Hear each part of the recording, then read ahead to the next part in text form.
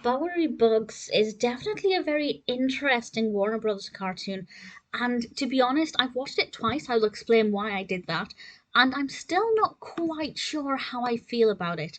This is a 1945 Merrie Melodies cartoon directed by Arthur Davis, written by Lloyd Turner, and we have Mel Blanc as Bugs Bunny.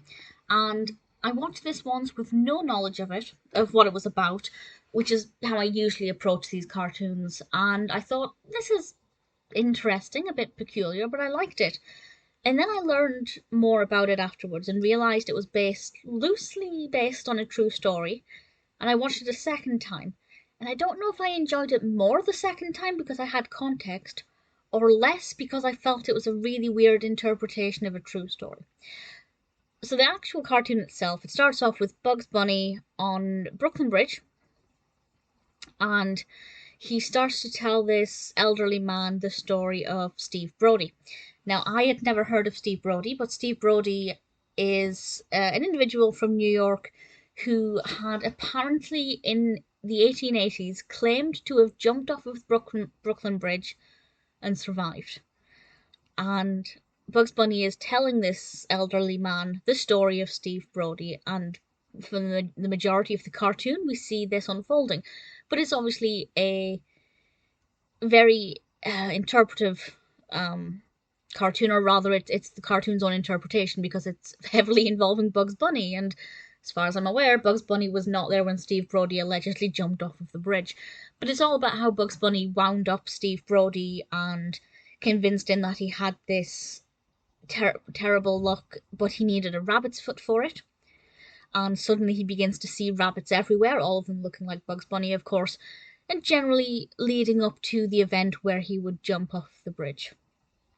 And the first time I watched it, as I said, I thought, well, this is interesting. It's a story about how Bugs Bunny drove a character insane and made him leap from the bridge. But then when I watched it again, I thought, okay, because it's based on truth, that makes it always quite fascinating. Any cartoon or animation that's based on a true story or involving true characters is always interesting because it's interesting to see how they decide to animate those characters. I will say he doesn't look anything like the pictures. If you watch this animation and then look at pictures of Steve Brody, I don't think they look alike at all.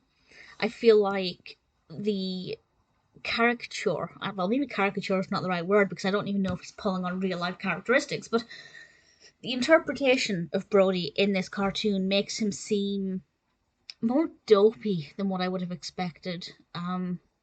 Less with it, to be blunt about it. It's not kind of off of my brief reading about him, it's not what I would have expected.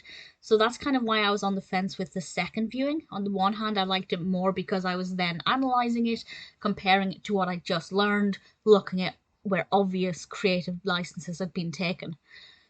But at the same time, I think it's a very weird thing to interpret this way, and the story seems to be. The treatment of it isn't quite as interesting as I thought it could have been, and I just don't know if it's what I would have wanted from that kind of narrative. So I really don't know how I feel about this. Should I have watched it a second time? Does it matter that I have more knowledge now and that's maybe changed my opinion? I guess it depends on the argument and what side you fall on. I'm very much of the mindset that having more information about a film can enhance the experience, but you don't need to have it. You should be able to enjoy it on the surface level with no context. But with this kind of thing, I do think the context did help. It did help it make a bit more sense in some ways. So I don't know. Maybe my thoughts aren't very coherent about this. And it's something I'd like to learn more about. So if you know anything about Steve Brody, please feel free to share. Maybe it's one that I'll come back to after I've done more research, but having just kind of watched it once, learned a little bit, and then watched it the second time with increased knowledge, it didn't so much change my opinion as just made me more confused about how I feel. So I'm not sure, but please do let me know what you think of it. Personally, I'd say it's the one that's left me the most baffled.